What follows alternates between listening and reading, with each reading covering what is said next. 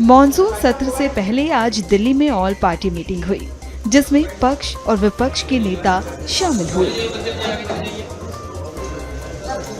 इस दौरान बैठक में कई मुद्दों पर चर्चा हुई। केंद्रीय मंत्री जेपी नड्डा ने सर्वदलीय बैठक की अध्यक्षता की। इस बैठक में सरकार ने सभी राजनीतिक दलों से संसद के दोनों सदनों के सुचारू संचालन को लेकर बात की, जिसमें पक्ष ने अपनी बात रखते हुए कई मुद्दे उठाए। तो चलिए कुछ राजनेताओं से जानते हैं कि वो कौन से मुद्दे होंगे जिस पर संसद में विपक्ष सरकार को घेरेगी। मुझे एक आवश्यक मीटिंग के लिए जाना पड़ रहा है कहीं, तो मैंने नड्डा साहब से जो मीटिंग की अध्यक्षता कर रहे हैं उनसे इजाजत लेके मैं दूसरी बैठक में जा रहा हूं। जो विषय आज मैंने ऑल पार्टी मीटिंग में उठाया है आम आदमी पार्टी की ओर से, उसमें मुख्यतः अमेरिका के राष्ट्रपति द्वारा बार बार जो ये कहा जा रहा है कि 5 जेट गिराए गए और ट्रेड डील के नाम पे सीज फायर कराया गया, इस पे सरकार का स्पष्टीकरण चाहिए। जहां झुग्गी वहां मकान का वादा करके यूपी, बिहार, पूर्वांचल के लोगों को उजाड़ा गया, बुलडोजर चलाया गया, मद्रासी कैंप पे बुलडोजर चलाया गया, वो मुद्दा मैंने उठाया ऑल पार्टी मीटिंग में कि इसको सरकार तुरंत रोके और गरीबों को उजाड़ना बंद करे। एसआईआर के नाम पे जो बहुत बड़ा फ्रॉड बिहार के अंदर चल रहा है, उसमें बिहार चुनाव का फिर कोई मतलब नहीं रह जाएगा। मृतक लोगों को जो इस दुनिया में नहीं है उनके नाम पे फॉर्म भर दिया जा रहा है। जो फॉर्म जमा करने नहीं गए, ऐसे लाखों लोगों का फॉर्म जमा कर दिया गया है, तो एक बहुत बड़ा चुनावी घोटाला है, वो मुद्दा हमने उठाया। प्लेन क्रैश के नाम पे जिस तरह से हमारे ही पायलट को दोषी ठहराया जा रहा है कि उन्होंने फ्यूल स्विच ऑफ कर दिया, उस पर सरकार को स्पष्टीकरण देना चाहिए, ये मुद्दा उठाया। और उत्तर प्रदेश में सरकारी स्कूलों को बंद करके दलित, पिछड़े, अल्पसंख्यक समुदाय के लोगों को जिस तरह से स्कूली शिक्षा से वंचित किया जा रहा है, वो मुद्दा आज मैंने सर्वदलीय बैठक में आम आदमी पार्टी की ओर से उठाया है। और अगर सरकार की ओर से इस पर कोई जवाब नहीं आता है तो सदन में भी और सदन के बाहर भी इस पर प्रोटेस्ट करेंगे। पिछले कुछ महीनों के महत्वपूर्ण और दुर्भाग्यपूर्ण हादसों और घटनाओं के पश्चात हम इस मॉनसून सत्र में सदन के द्वारा देश को संबोधित करने का अवसर हमें मिलेगा और सरकार से अहम सवालों का जवाब सुनने को मिलेगा। और इसीलिए हमारी ये मांग है कि ऐसे कुछ विशेष विषय इस सदन में, इस सत्र में उठाए जाएंगे जिसके कारण इस बार हमारी पहले से ज्यादा उम्मीद है कि प्रधानमंत्री मोदी जी सदन के अंदर, सदन के द्वारा देश को संबोधित करेंगे। वे महत्वपूर्ण विषय हैं पहलगाम, उसमें जो चूक हुई, उसमें जो बातें आदरणीय लेफ्टिनेंट गवर्नर साहब ने कही, काफी समय बीत चुका है और सरकार को अपनी चूक के ऊपर अपनी बात रखनी होगी। युद्ध के ऊपर भी हमने अपने सेनाओं को पूरा समर्थन दिया और मुझे लगता है कि बहुत जरूरी है कि हम सदन के अंदर भारतीय सेना को एकजुट होकर हम अपना समर्थन दें, अपना धन्यवाद दें। लेकिन उसके पश्चात जो घटनाक्रम हुआ है उसको लेकर आदरणीय प्रधानमंत्री मोदी जी को इस विषय पर प्रकाश डालना बहुत जरूरी होगा, क्योंकि जो बयान आज अमेरिका के राष्ट्रपति से आ रहे हैं वो कहीं न कहीं भारत की गरिमा, भारत की सेना की शौर्य पर सवाल उठाता है। और अमेरिका के राष्ट्रपति के उत्तर कोई मंत्री नहीं, कोई विशेष सूत्र नहीं, कोई प्रेस रिलीज नहीं, सिर्फ भारत के प्रधानमंत्री ही दे सकते हैं। दूसरा, जो वोट देने का अधिकार जो हर नागरिक का होता है, उसको लेकर जो आज महत्वपूर्ण सवाल उठ रहे हैं, चुनाव आयोग जिस प्रकार से विभिन्न राजनीतिक दलों के साथ वार्तालाप करने से भी हिचकिचा रहे हैं और स्पष्टीकरण नहीं दे रहे हैं, तो आने वाले जो राज्यों में जो चुनाव होंगे, या पूरा जो चुनावी ढांचा है, संवैधानिक और लोकतांत्रिक ढांचा है, जो संविधान के निर्माताओं ने केंद्रीय चुनाव आयोग के निर्माण में जो आदर्श के साथ चुनाव आयोग का गठन किया था, तो कहीं ना कहीं इसको लेकर भी बहुत महत्वपूर्ण सवाल उठे हैं और सिर्फ सरकार का मुखिया होने के नाते प्रधानमंत्री का ये कर्तव्य बनता है कि वो अपनी सरकार का स्थिति या सरकार का पक्ष वो सदन के अंदर रखे।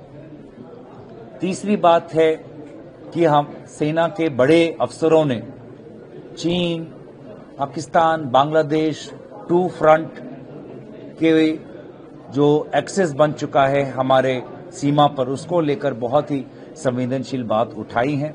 पिछले सत्र में भी हमने चाहा था कि रक्षा विभाग पर, विदेश मंत्रालय के विभाग पर महत्वपूर्ण चर्चा हो, बजट के लेकर उनकी डिमांड फॉर ग्रांट्स को लेकर चर्चा हो, पर नहीं हुआ। लेकिन आज जो बातें आदरणीय राहुल गांधी जी ने सदन के अंदर रखी थी टू फ्रंट के ऊपर, तो आज सेना के बड़े अफसर भी वही बातों को दोहरा रहे हैं। तो बहुत जरूरी है कि रक्षा और विदेश नीति पर बात हम रखें, बात हम सुने, विषयों पर चर्चा हो और प्रकाश पड़े। और इसीलिए ये 3 विषय मुझे लगता है कि आदरणीय प्रधानमंत्री मोदी जी को विशेष रूप से इस सदन में आकर अपनी बात रखना बहुत अनिवार्य होगा। आज ये सरकार मणिपुर को लेकर भी विभिन्न बिल्स ला रहे हैं और मणिपुर को लेकर आदरणीय प्रधानमंत्री जी ने कहा था कि कुछ ही महीनों में मणिपुर में शांति आएगी। 3 वर्ष, लगभग 2.5 वर्ष गुजर चुके हैं और शांति कहीं भी हम आते हुए नहीं देख पा रहे, तो शांति का वातावरण नहीं देख पा रहे। तो प्रधानमंत्री आज भी छोटे छोटे देशों में जाते हैं, लेकिन हमारे ही देश के एक छोटे से राज्य में जहां पर आग आज भी है, वहां पर किसी कारण से कतरा रहे हैं। ये कुछ अहम बातें हैं जिसको लेकर हम चिंतित हैं और हम आशा करेंगे एक सकारात्मक चर्चा आने वाले सत्र में हो। ये देश अब मुद्दों से भरा हुआ है, सब पर चर्चा नहीं हो सकती है, लेकिन 4 बहुत इम्पोर्टेंट मुद्दे उठाने की मैंने बात की है। नंबर 1, पहलगांव पर जो आतंकवादी हमला हुआ और उसमें जिस तरह से अभी लेफ्टिनेंट गवर्नर साहब ने कहा कि वो इंटेलिजेंस फेल्योर था, तो ये एक बहुत ही गंभीर मामला है और इस पर चर्चा होनी चाहिए। दूसरे, ऑपरेशन सिंदूर जब चल रहा था, उस दौरान अमेरिका के राष्ट्रपति ने ये कहा कि हमने ये बंद करवा दिया है युद्ध, इमीडिएट, इनकम्प्लीट, टोटल। तो कभी हमारी पॉलिसी ये नहीं रही कि 2 देशों के बीच में तीसरा कोई हस्तक्षेप हिंदुस्तान की नीति में करे। लेकिन अब तो कल उन्होंने ये भी कह दिया 5 जेट गिराए गए और परसों ये भी कह दिया था कि बहुत नजदीक ही हम एक ट्रेड डील करने वाले हैं इंडोनेशिया की तर्ज पर। तो ये 2 मुद्दे ये हुए। तीसरा, हिंदुस्तान की विदेश नीति पूरी तरह से फेल हो गई। विदेश नीति वो सफल होती है जिसमें हमारे मित्र देशों की संख्या बढ़े और शत्रु देशों की संख्या घटे। अब आप चारों तरफ हिंदुस्तान से लेकर दुनिया के किसी कोने में देख लीजिए, ऑपरेशन सिंदूर पर या पहलगांव की घटना पर दुनिया के किसी भी देश ने हमारा साथ नहीं दिया, किसी भी देश ने। इससे इतनी खराब हो गई। देखिए 65 में युद्ध हुआ, पाकिस्तान से युद्ध हुआ था, लेकिन कोई मुस्लिम देश हमारे खिलाफ नहीं था।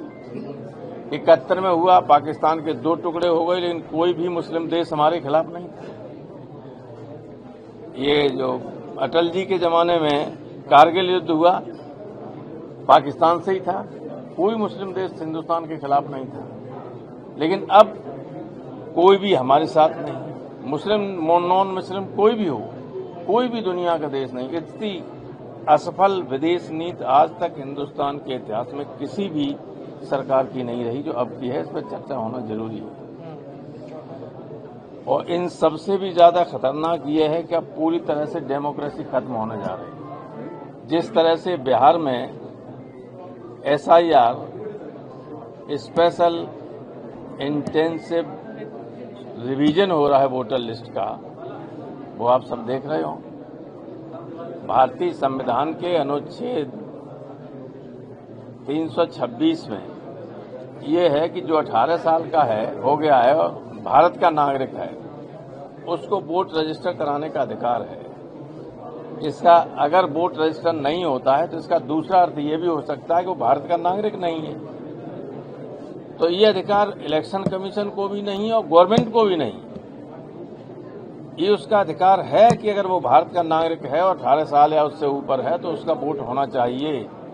लेकिन बिहार में ऐसे करोड़ों लोगों के वोट नाम काटे जा रहे हैं, करोड़ों के।